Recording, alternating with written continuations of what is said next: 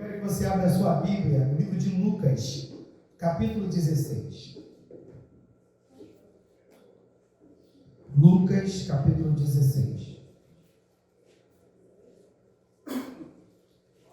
Eu confesso para os irmãos que eu fiquei meio sem palavras diante desse tema. Meu Deus, o que eu vou falar nesse tema assim? Jesus da glória.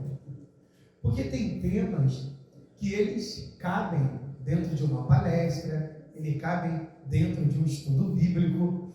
Tem temas que são um desafio pregar ele numa festividade. E eu estava orando ao Espírito Santo, orando ao Senhor, pedindo ao Espírito Santo uma inspiração. E a gente vai fazer um diálogo da história do rico e do Lázaro com a história de Mateus capítulo 8. Amém, gente? Amém. Então vamos lá. Lucas capítulo 16. A gente vai tentar gravar a mensagem, se for possível. Vamos lá. Lucas 16 diz assim, versículo 1. E dizia também aos seus discípulos: havia um certo homem rico, o qual tinha um mordomo, e este foi acusado perante ele de dissipar os seus bens. Aí vamos dar um salto para o versículo 19 de Lucas, capítulo 16. Ora, havia um homem rico, e vestia-se de púrpura e de linho finíssimo, e vivia todos os dias regalada e esplendidamente. Eu quero que você sente, por favor. Eu quero que você sente. Nós estamos hoje numa programação de varões, amém? Mas esse trabalho não se restringe a varões. A prova cabal, que tem varoas aqui. E a temática dessa festividade é a realidade do inferno. Todos nós sabemos que o inferno existe. Mas eu não quero falar do inferno nessa dimensão espiritual, porque a gente sabe que o inferno ele tem duas dimensões. Uma dimensão chamada lago de fogo e enxofre, que está reservado para o diabo, seus anjos e para todos aqueles que fazem a sua vontade. E o inferno tem uma outra dimensão chamada lugar de tormento, aonde acredita-se, alguns estudiosos, que todas as pessoas que morrem sem Cristo, a partir até do que é percebido na parábola do rico e do Lázaro, acredita-se que todas as pessoas que morrem sem Cristo lá estão no lugar de tormento, que é uma dimensão espiritual dentro do inferno. Pastor, e o lago de fogo e enxofre? Pelo que a gente lê no Apocalipse, ele está vazio, aguardando o julgamento final. Mas quando a gente olha para o sistema desse mundo, o mundo tem hábito de dizer que inferno é uma palavra pejorativa que denota todo tipo de sofrimento. Em algum momento você já deve ter ouvido alguém passando por uma dificuldade muito grande, passando por um dissabor muito grande, colocar a mão na cabeça e dizer: minha vida está no inferno. Ok, gente? Então, quando as pessoas elas usam essa expressão, elas estão querendo falar de um descontentamento que elas estão vivendo. Tanto que alguns filósofos, eles ousam a dizer que o inferno, ele não está fora, o inferno, ele está dentro. Então, para alguns estudiosos, para alguns filósofos, eles acreditam que todos nós temos um inferno dentro da gente. É óbvio que quando os filósofos falam sobre isso, eles estão usando uma linguagem hiperbólica, que é uma linguagem meio que exagerada, para falar de tudo de ruim que existe dentro da gente. Então, alguns filósofos chamam tudo de ruim que existe dentro da gente de inferno. Alguém já deve ter visto alguns desenhos da minha época, Amém? Você que tem criança e adolescente aqui, da minha época e da época de alguém que já passou dos 40. Bendito seja o nome do Senhor. Já deve ter visto aquele desenhozinho aonde ficava um anjinho bom do lado direito, amém? E ficava um demôniozinho do lado esquerdo, denotando as coisas boas, o anjinho, e o demôniozinho denotando as coisas ruins. Então todos nós temos o lado bom e o lado ruim. Pastor, o que essa introdução tem a ver com a temática dessa festividade e tem a ver com esses 2 versículos que o Senhor acabou de ler? Bem, o capítulo 16 de Lucas descreve 2 parábolas que me chamam a atenção. A primeira parábola fala do mordomo infiel, fala do administrador infiel, e a segunda parábola fala do rico e do Lázaro. Quando nós pensamos em um mordomo, nós pensamos em alguém que recebeu a confiança, teve a confiança de seu Senhor para gerir os bens do seu Senhor. E nós sabemos que essa parábola fala que o Senhor chegou para esse mordomo, que era um administrador, e disse para esse mordomo, que é um administrador: eu fiz um levantamento pelos anos que você trabalha, eu fiz um levantamento de todo o cuidado que você vem tendo com os negócios que eu te confiei. Presta atenção, que eu te confiei, e eu percebi que você é um péssimo administrador. Eu percebi que tudo que eu coloquei na tua mão, você não administrou com cuidado, com excelência e com esmero. Pelo contrário, eu coloquei negócios na sua mão e você desperdiçou. Meu Deus. Vamos dar um exemplo de desperdício.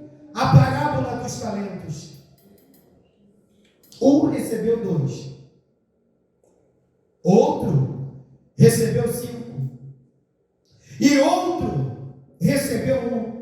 Tanto que recebeu 2 como que recebeu 5, eles foram bons administradores e eles prosperaram, eles obtiveram êxito. Mas quando nós olhamos para aquele que recebeu 1 talento, você vê nele um desperdício, porque ele pegou aquele talento e enterrou na terra. Aí na parábola do mordomo infiel, o Senhor, o dono dos negócios, chega para o mordomo infiel e diz: eu vou te demitir. Meu Deus. A realidade do inferno é uma demissão. Eu quero parabenizar os jovens, louvado seja Deus, os 3 jovens que apresentaram essa peça. Eu não vou nem falar daquele que figurou Jesus, aquele que ficou com o livro da vida, aquele que ficou com o livro das obras, mas eu quero dar destaque aos jovens. Não que os outros não tenham obtido êxito, mas eu quero dar destaque aos jovens, amém? Que encenaram muito bem, e eu quero convidar vocês a de verdade se envolverem ainda mais na obra do Senhor. Amém, igreja? Amém. Você pode celebrar a Deus com as suas palmas pela vida desse jovem. Eles fizeram a cena dos que se perderam, mas eles na vida serão aqueles que salvam. Eles fizeram o papel daqueles que se perderam, mas na vida eles exercerão o ministério daqueles que salvam. Eles serão evangelistas e eles impactarão essa nação, ganhando vidas para o reino de Deus. Mas aí o Senhor desse mordomo diz: eu vou te demitir. porque eu percebi que você não zelou. Gostei de tudo. Aleluia! Eu percebi que você não zelou com cuidado pela minha obra. Aí ele disse para o seu senhor: mas eu já estou avançado de idade. Se eu for demitido agora, o que será de mim? E o Senhor se mantém calado, como quem diz: a decisão já foi tomada. Mas olha o que esse mordomo infiel faz. Permaneça com a sua Bíblia aberta, porque eu adoro mensagem expositiva. Amém? Apesar que essa mensagem é mais textual. Vamos lá. Versículo 5. Essa água aqui eu posso beber? Versículo 5, meu príncipe, minha princesa.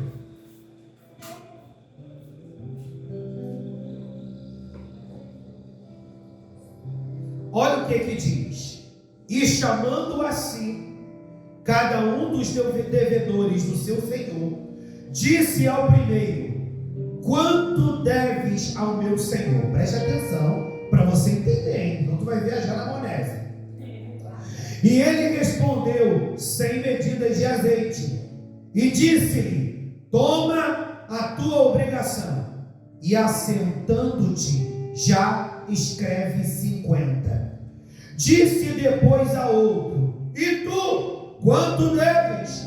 E ele respondeu: 100 alqueires de trigo. E disse-lhe: toma a tua obrigação, escreve 80. Ou seja, Rafael, por que esse administrador, João, estava sendo demitido? Pelo seu desserviço. Ele estava sendo demitido pelo seu desserviço. Ele estava sendo demitido pela sua negligência. E você percebe que mesmo diante da iminência de ser mandado embora, ele não muda a sua postura. Ele permanece cometendo o mesmo erro, porque ele pensou consigo: agora eu percebi que o meu Senhor está irredutível. O meu Senhor não vai me dar uma nova oportunidade. Na concepção dele, ele nem tentou. Então, já que eu estou avançado de idade e eu não tenho lugar para onde ficar, eu vou fazer um negócio com o pessoal que está devendo o meu Senhor. Sabe o que ele quis fazer? Lesar o patrão dele. Aí ele procurou o devedor número 1. Quanto que você deve mesmo ao meu patrão? Aí ele disse: olha, eu devo 100 potes de azeite. Aí o mordomo infiel diz: eu só vou te cobrar 50. Quer levar? Eu só vou te cobrar 50. E o outro 50 fica como se fosse assim: você me devendo um favor. Aí ele chega para o outro: quanto que você deve ao meu patrão? Aí ele diz: 100 tonéis de trigo. Aí esse mordomo infiel diz: não paga 100 não, paga só 80. Os 20 deixa como se eu estivesse fazendo por você esse favor. Na realidade, Jefferson, ele estava legislando em causa própria, porque ele já sabia que o seu Senhor havia demitido ele, mas ele tinha influência sobre os credores. Aí ele vai, sutilmente, como ele não tinha lugar para ficar, ele disse: eu vou perdoar a dívida de quem deve ao meu Senhor. Esses caras que eu perdoar a dívida, eles vão me dever favores, e quando o meu Senhor me colocar para fora de casa, eu vou pedir ajuda a esses camaradas. Vamos espiritualizar essa história desse mordomo infiel deixou de honrar a Deus para fazer aliança com o diabo. Ele deixou de honrar a Deus para fazer aliança com o pecado. Ele deixou de honrar a Deus para fazer aliança com o seu umbigo. E a primeira coisa que eu quero falar para você sobre a realidade do inferno, que inferno é lugar de infiel que deseja sustentar a sua infidelidade. Inferno é lugar de infiel e de quem deseja sustentar a sua infidelidade.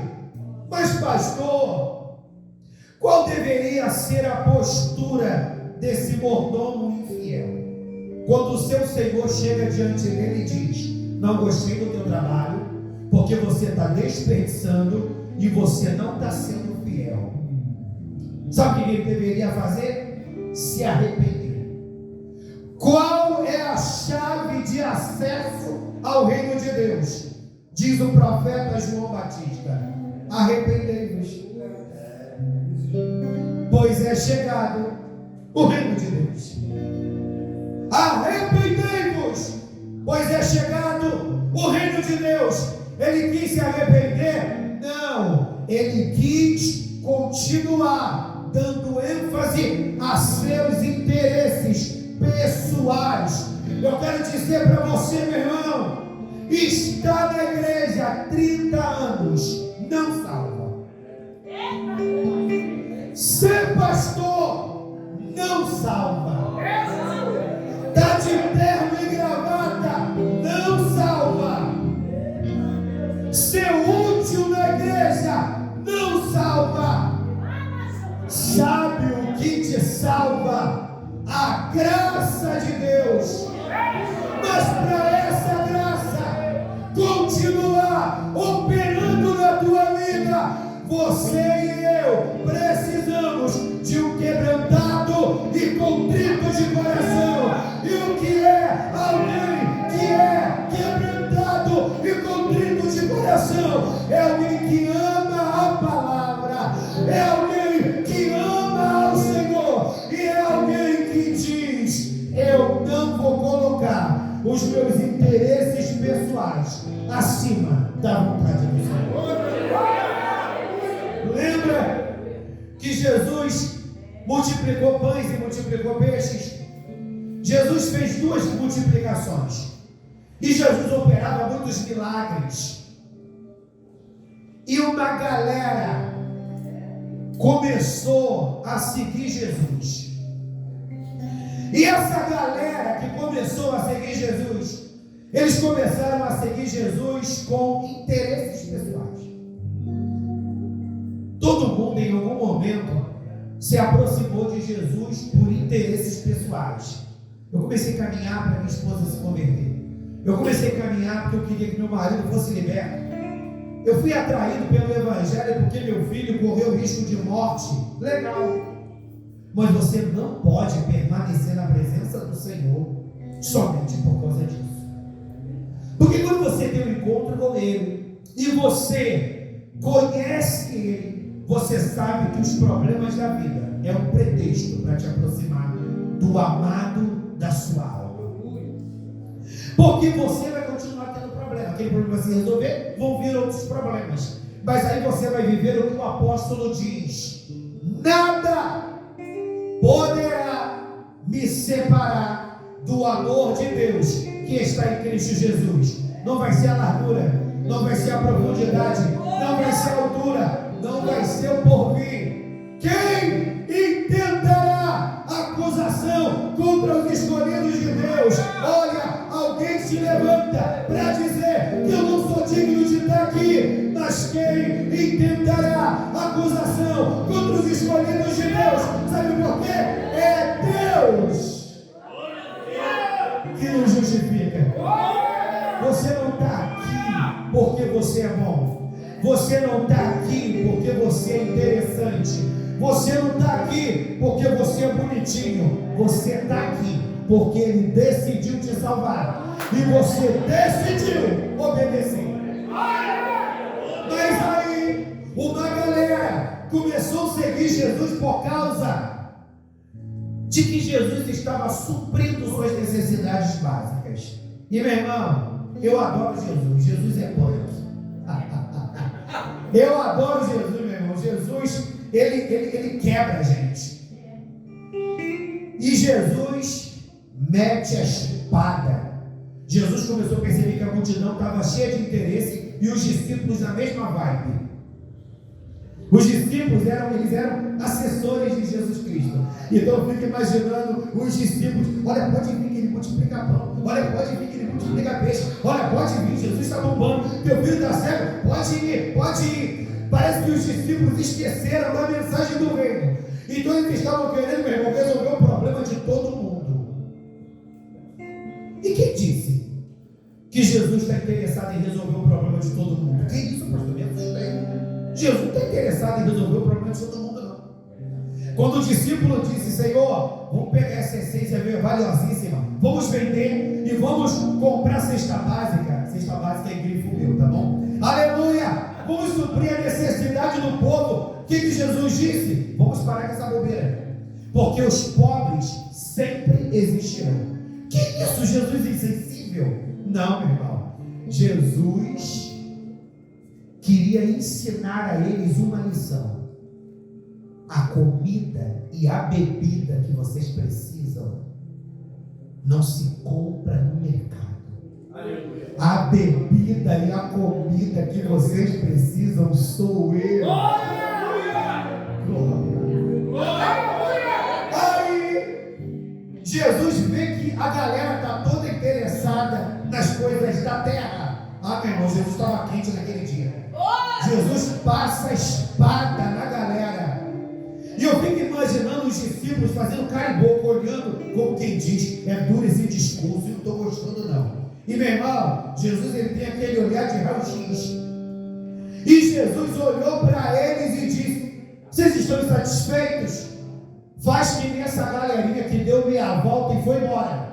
Pode ir embora, porque vocês não estão entendendo o propósito. Então pode ir embora. E eles foram embora. Está na Bíblia, só lendo, não fica assustado não. Aleluia.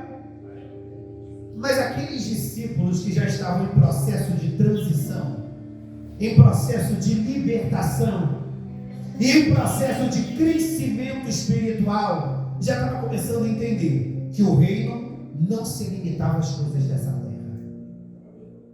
E eles recobram o juízo e voltam atrás. E eles voltam atrás pianinho. E sabe o que eles dizem? Para onde iremos, Senhor? Se só tu tens palavras de vida eterna. A gente já entendeu. E a gente está aqui para te adorar. Essa é a realidade do reino. Não se prender às coisas desta vida. Só que esse mordomo infiel, ele estava no erro. E ele estava sustentando o Senhor. Qual é a outra parábola dentro desse capítulo? A parábola do rico e a parábola do Lázaro. O mordomo infiel descreve uma indiferença com relação aos negócios do seu senhor. E a parábola do rico descreve a mesma coisa. Porque a parábola do rico e do Lázaro descreve um paradoxo. Porque o rico é aquele muito bem sucedido que curte a vida como ela é, com os recursos que ele tinha. Então, na realidade, o rico era como aquele mancebo de qualidade. Aquele mancebo chega para Jesus e diz: Jesus, eu quero ser crente. Legal. Quer ser crente? Vem comigo, neguinho. E Jesus, meu irmão, quando ele começa a levar a gente a transicionar, ele vai cobrar da gente coisa que a gente não está disposto a dar. Meu Deus. Bota isso no teu coração. Quando Deus quer nos levar para um nível de maior excelência, ele vai cobrar da gente coisa que a gente não está acostumado a dar. As pessoas batem muito no peito, né? Pastor, eu estou na igreja de segunda a segunda. Legal, muito bom. De repente isso não te custe mais, porque você já se acostumou. Ir para a igreja é como ir no shopping. Ir para a igreja é como ficar no plantão, conversando com a vizinhança, no campo de futebol. Desculpa. Conversando com a rapaziada. Mas aí o Senhor diz: você é frequente no culto, minha filha? Legal. Eu quero te fazer um pedido. Que tal você perdoar a tua vizinha? Que tal você perdoar teu marido? Você está há 20 anos com ele e não perdoou ele dessa situação que aconteceu há 10 milhões de anos atrás. Que tal você perdoar? E aí, minha filha, está vendo aquela irmãzinha chata e perturbada? Que você às vezes fala mal dela? Que tal você começar a orar por ela e começar a exercer misericórdia? Pai, Senhor, me pede tudo, menos isso. É isso que eu vou te pedir, diz o Senhor. É isso que Ele vai te pedir. Porque vida cristã, meu irmão, não é uma vida confortável. Eu não estou falando de luxo. Vida cristã é uma vida desconfortável. Porque todo crescimento gera desconforto. Então, se você está muito acomodado, você não está crescendo. Se você está muito acomodado, você não está crescendo. Então, Deus, meu irmão, vai ter que sacudir o manto. Porque é nos desconfortos que nasce a pérola. É no desconforto que uma criança é gerada. Porque as mulheres que estão aqui, que já engravidaram, sabem como deve ser desconfortável. Porque, meu irmão, mulher fica com baita de um narigão, mulher fica bem inchada, com baita de um barrigão, não consegue dormir desse lado, não consegue dormir desse outro lado. Eu estava conversando, louvado seja Deus, com a Rayane. E a Rayane estava falando, ela está para ter neném, bendito seja o nome do Senhor. E ela falou: e pastor, não consegui dormir direito, não, ele incomoda, a criança fica chutando, às vezes acorda a barriga toda para o outro lado. É muito desconfortável. Claro que é um desconforto que gera crescimento. Porque uma vida está nascendo. E você precisa entender que Deus está gerando em você crescimento. Não, eu já cresci tudo que eu poderia ter crescido. Eu sou pastor. Legal. Mas e a sua vida com Deus? Porque no céu, meu irmão, não tem essa bobeira de título, não. Título tem aqui na terra. Ou você acha que não vai ter púlpito? Os pastores, evangelistas, apóstolos, semi-querubim, os engravatados.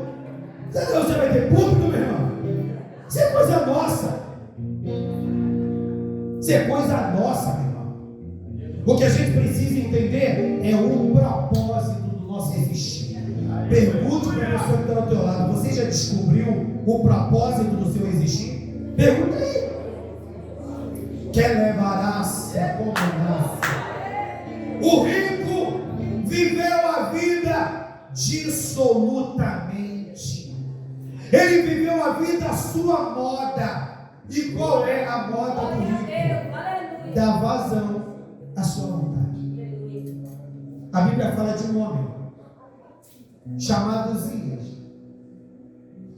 E Uzias era um cara muito inteligente. Ele é rei, ele era rei. E ele era um cara muito inteligente.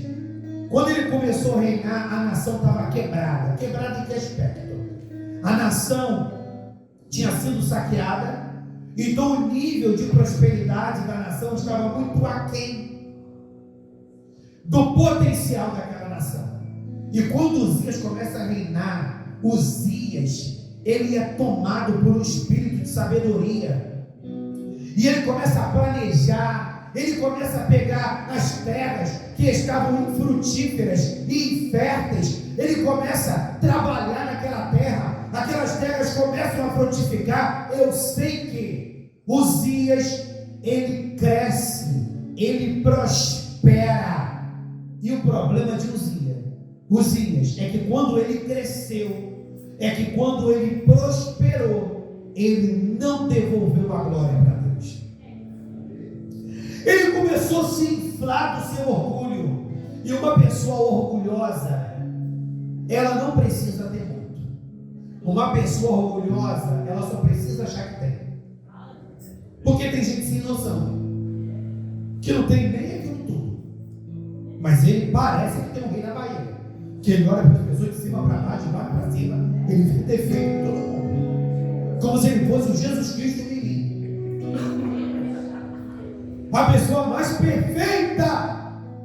O orgulhoso, ele é assim. E o orgulhoso, ele tem dificuldade para ouvir. Ele é um cabeção. Não é um cabeção literal não, porque ele é Paraíba. Cabeção não é porque ele é um Paraíba não, é um cabeção metafórico, no sentido de que, meu irmão, ele só ouve o que ele quer. Ele só faz o que ele quer. E quem só ouve e quem só faz o que quer, meu irmão, não vai muito longe. Porque diz a Bíblia: bem-aventurados os humildes. E humilde não é gente que tem cara de pobre coitado, que se veste mal. Humilde é quem tem um coração ensinável. Aleluia! Aí tem gente que fala: eu tenho um coração ensinável, mas eu não ouço qualquer um. Você sabia que quando Deus quer, Deus pode usar qualquer um para falar com a gente? Aleluia. O Senhor chega, Rafael, para o sumo sacerdote Amazias, e ele, no livro de Amós, Deus chega para o sumo sacerdote Amazias, e ele era um cara mercenário, e um cara, meu irmão, com o rei na barriga, cheio de demônio no corpo. E Deus usa Amós. Eu não estou fugindo do assunto não, meu irmão, estou na revelação aqui, estou fugindo um pouquinho do Meneghel, mas deixa o varão para dar. Aleluia! E diz a Bíblia que Amazias, ele tinha um rei na barriga, e Jeroboão II, meu irmão, era um trevudo. E o Senhor chega para Amós. Quem era Amós? Um cultivador de sicômoros. Ele não era profeta. O Senhor vai lá numa cidade chamada Tecoa, num brejo, e ele chega para Amós e diz: eu vou te levar para a capital para tu profetizar. Senhor, eu não sou profeta, não tem ninguém na brecha, e eu decidi usar você. Deus usa qualquer um que está na brecha. Deus usa qualquer um que está na brecha. E Amós vai profetizar para Amazias. Lê lá no livro de Amós. É pouquinhos capítulos, estou lendo uma noite. E diz a Bíblia que Amós mete o couro em Amazias. Na profecia, meu irmão, o couro come. Amós mete o couro em Amazias. Eu imagino Amós machando com o varão, botando o dedo na cara, meu irmão, profetizando. E diz a Bíblia que quando Amós está profetizando, João, Amazias está olhando para ele de cima para baixo. Amazias está olhando para ele de cima para baixo. Quando Amós termina de profetizar, olha o que Amazias diz: quem é você? Você não é profeta. Então lá, sua letra assim mesmo. Quem é você? Você não é profeta. Sabe o que Amazias queria fazer com a sua arrogância? Desestruturar Amós, para Amós abaixar a cabeça e sair dali chorando, dizendo: Deus, por que tu me colocou nessa situação? Eu nunca mais vou profetizar. Mas irmãos, Amós era vaso. Então, meu irmão, Deus usa qualquer um que está na brecha. Quando eu digo qualquer um, meu irmão, eu não estou dizendo um vaso quebrado, não. Eu estou dizendo alguém que pode não ter aparência, mas tem Deus. Na Arábia,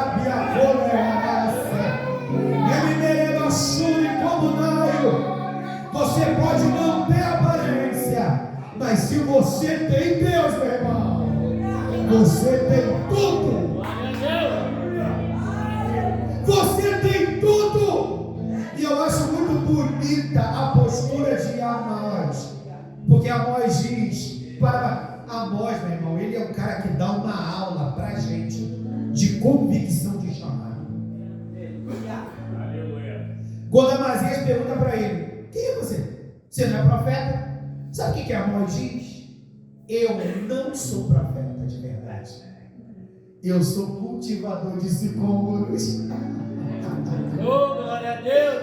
Eu estou profeta. Eu não sou profeta. Glória!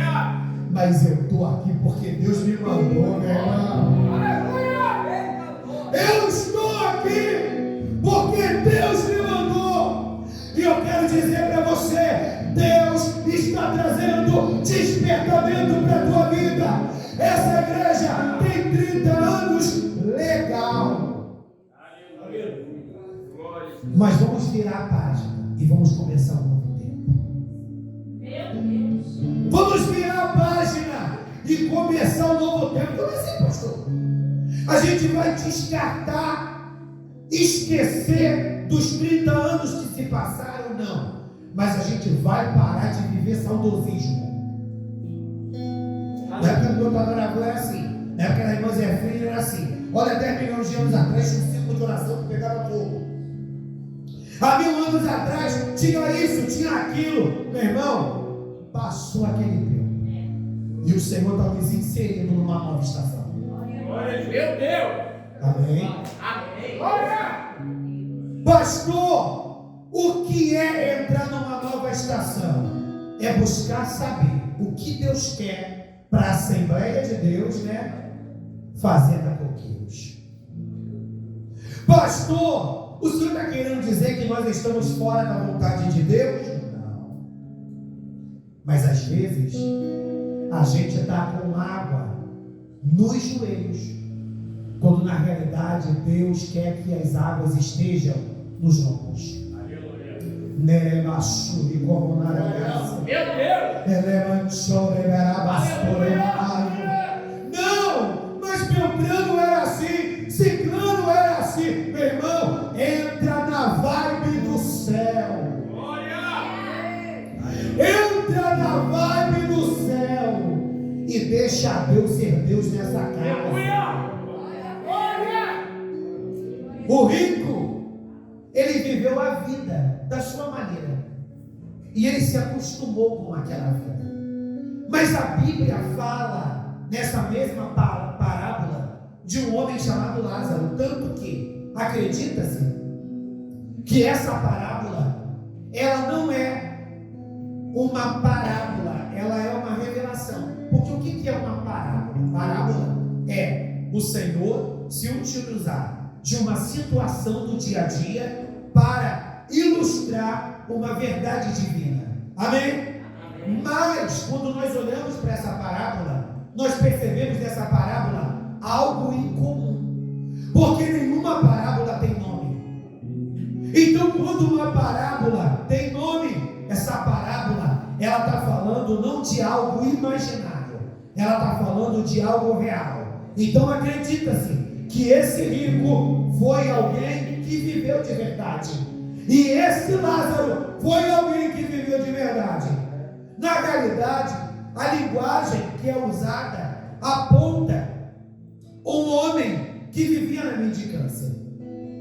Mas o que quando você disseca, ou seja, quando você lê uma parábola, você não pode, meu irmão, cometer um erro. Amém? Isso é erro teológico. Você querer dissecar a parábola. O rico significa isso, Lázaro significa aquilo, a doideira 4 significa aquilo. Não, meu irmão, uma parábola não é assim, que nem algumas pessoas fazem um sonho e aconteceu isso, significa aquilo, aconteceu acolá, significa acolá. Não, meu irmão, não é assim não. Toda a parábola, toda a revelação, ela tem uma verdade central. E é nisso que a gente precisa caminhar.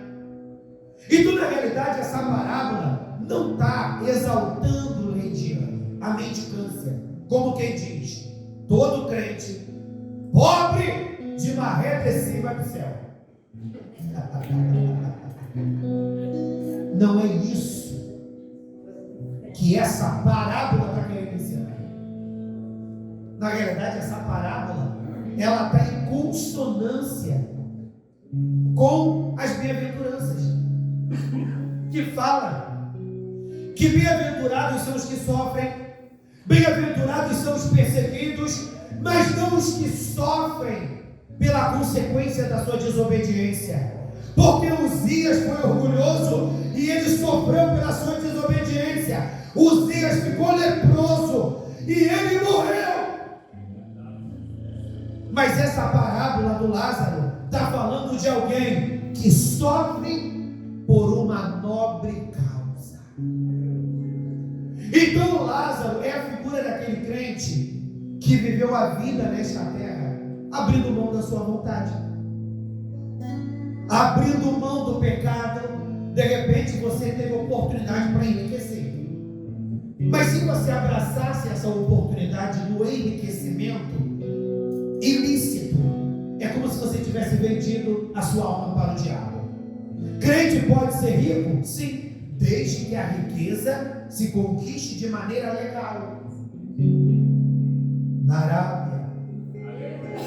Agora, se você alcança uma riqueza de maneira irregular, uma prosperidade de maneira irregular, meu irmão, você está abrindo mão da sua fé. E esse Lázaro é a figura de alguém que decidiu viver uma vida simples por amor a Senhor. E diz a Bíblia que quando ele morre, ele é recompensado. Aí o que a palavra diz? Bem-aventurados são aqueles que perdem a sua vida. Porque aquele que perde a sua vida acha. E aquele que se acha se perde. Pare de se achar o melhor e busque se perder. Como assim, pastor? Na vontade do Senhor. Porque aquele que é de Deus não sabe para onde vai e não sabe de onde vem. Significa que quem é de Deus, meu irmão, não fica pulando de igreja em igreja. Mas quem é espiritual se submete ao que Deus quer. E se submeter ao que Deus quer não é algo fácil.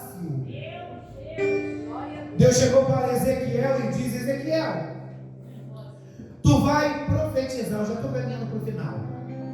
Você vai profetizar, Ezequiel. Só que tu vai profetizar dentro do cativeiro. Tu vai passar pelo sofrimento. Aí o Senhor diz para Ezequiel: Ezequiel, a tua vida vai ser uma profecia.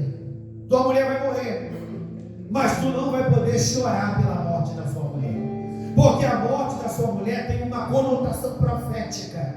O mesmo sofrimento aponta para o sofrimento meu diante da rebelião de Israel.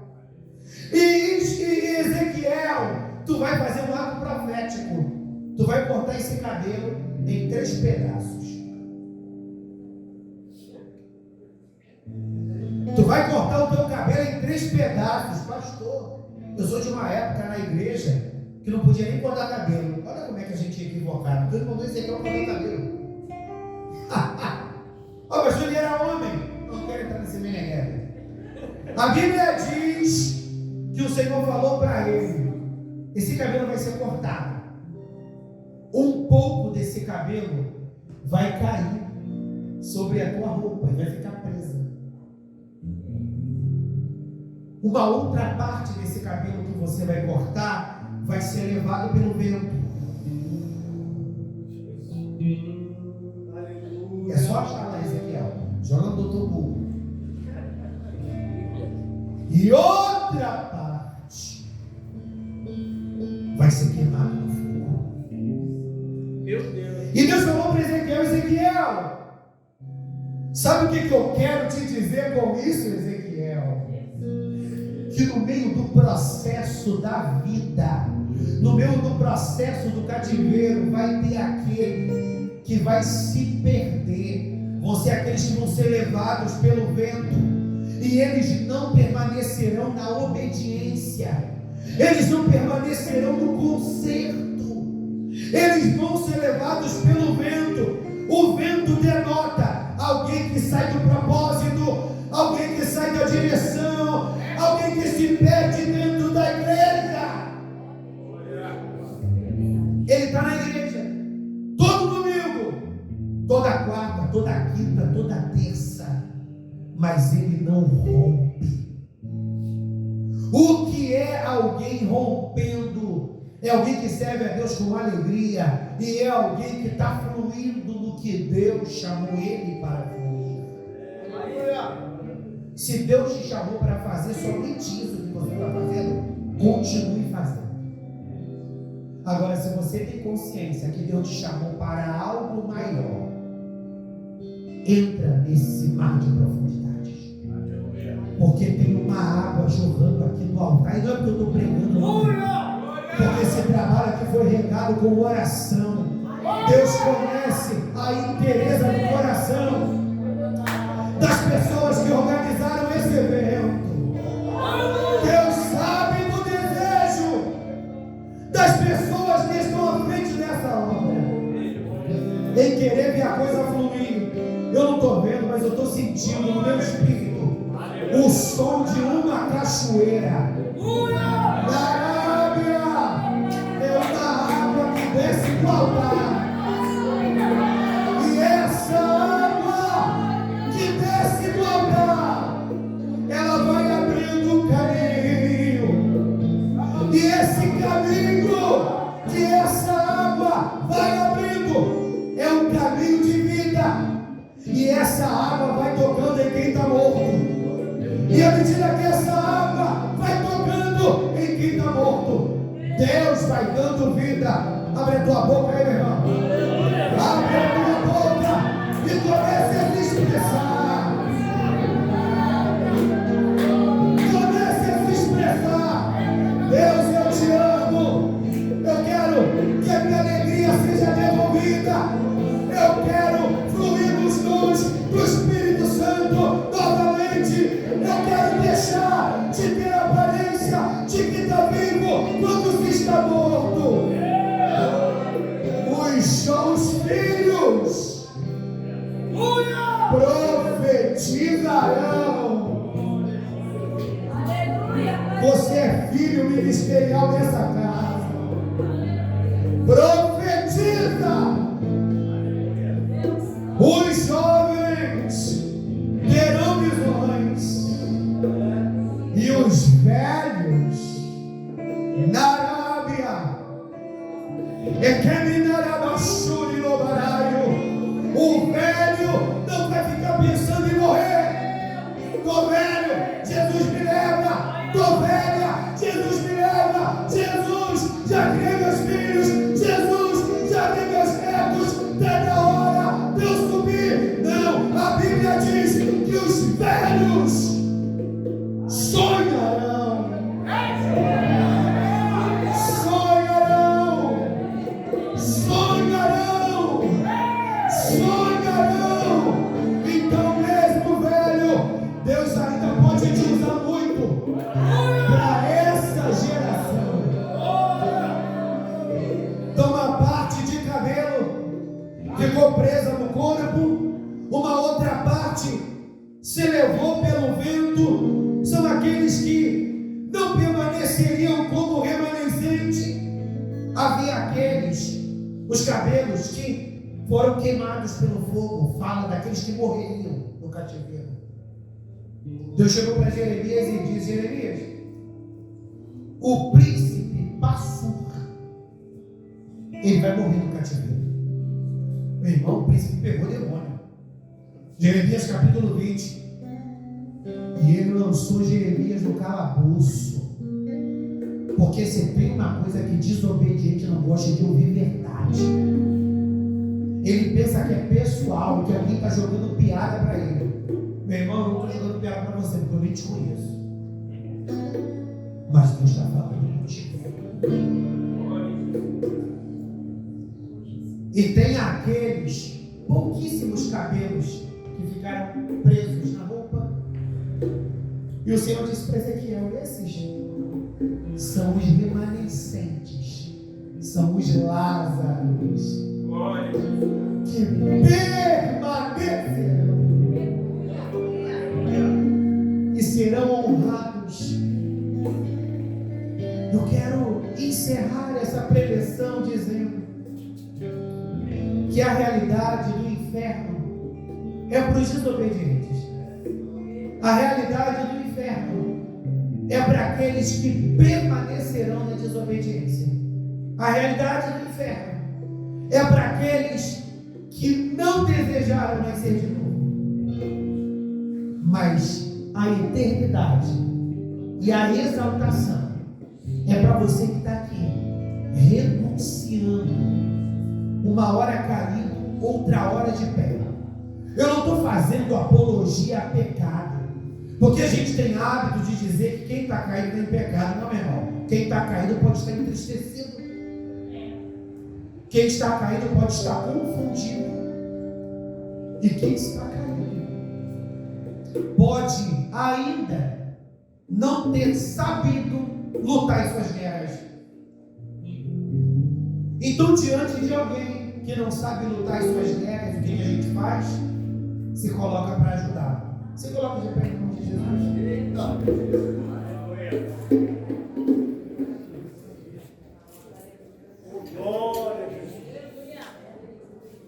Tangelo, pode puxar uma canção? Vai lá, rapaz. Vai ser você mesmo, filhote. Deixa ele puxar uma canção aí, tá? Sei que vocês são vasos de honra. Louvado seja Deus.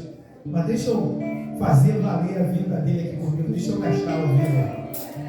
Vamos, Edilã. Bendito seja Deus. Ajuda aí, João. Dá lugar ao varão. Sei que vocês são bons aí. Irmãos, eu quero te convidar a fechar os olhos. Cante um refrão. Eu quero te convidar a se arrepender diante do Senhor. Saia da religiosidade. Como assim, pastor? Saia do automático. Levanta a mão, você levanta. Ora, você ora. Dá glória, você dá glória. Não, meu irmão. Seja espontâneo. Imagine-se, pois, você diante do Senhor. Como teve a peça. E o irmão que estava aí na guitarra representou Jesus, o Deus Todo-Poderoso.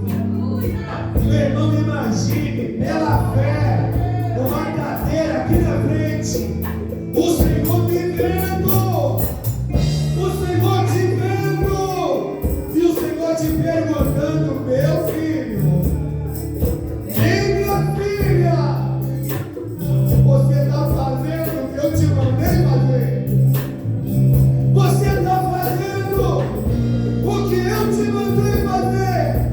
Inferno é lugar de quem não frutifica. Inferno é lugar de desobedientes. Inferno é lugar daqueles que amam ao pecado. E você é diferente de tudo isso, porque você ama ao Senhor. E por você amar ao Senhor, você amará a sua palavra. Antes de orar, cante aí uma parte de uma canção. Adora, igreja.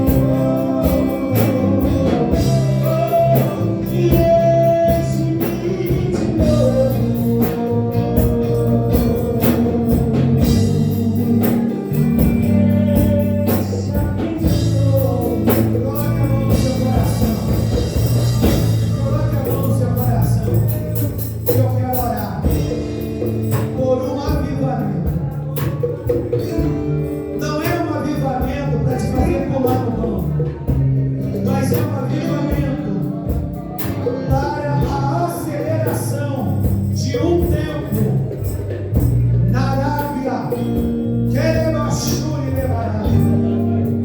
Como assim, pastor? Acelerar o tempo. Se tem coisas atrasadas na vida desse ministério, se tem coisas que já era para terem acontecido e não aconteceram, porque a gente se distraiu e a gente começou a priorizar outras coisas. Nós vamos orar para o reavivamento, para que, se essa igreja tem prosperado, como eu sei que ela tem prosperado, vamos orar para que ela prospere mais, porque esse lugar, essa comunidade é um deserto, e a igreja precisa ser um oásis para saciar a sede do sedento. Mas para que a igreja sacie a sede do sedento, a igreja tem que estar sempre jorrando, sempre jorrando, sempre jorrando. E é como cavar um poço. Quanto mais se cava, mais água aparece. Sabe o que significa isso, Marta? Que quanto mais a gente busca, mais a água aparece. Quanto mais a gente busca, mais a água aparece. Então começa a cavar. Vai na autoridade que é no nome de Jesus Cristo. Nós estamos neste culto, Senhor, sendo confrontados pelo Teu Espírito. Tu nos entregou uma mordomia, que é a vida, que é os dons, que é o ministério. Senhor, se temos desperdiçado a vida, vivendo de maneira negligente, Senhor, e os anos passam e eu não faço o que eu preciso fazer. Os anos passam e eu não vivo o que eu devo viver. Senhor, em nome de Jesus, eu clamo para que aconteça no dia de hoje um realinhamento.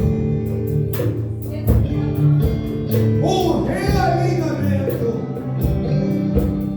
Assim como o Senhor realinhou Elias, realinha-nos nesta noite, porque nós não queremos ficar de fora, nós queremos permanecer dentro. Em nome de Jesus, Senhor, toda aliança que o desobediente tem feito com a teimosia, traz quebrantamento no coração desse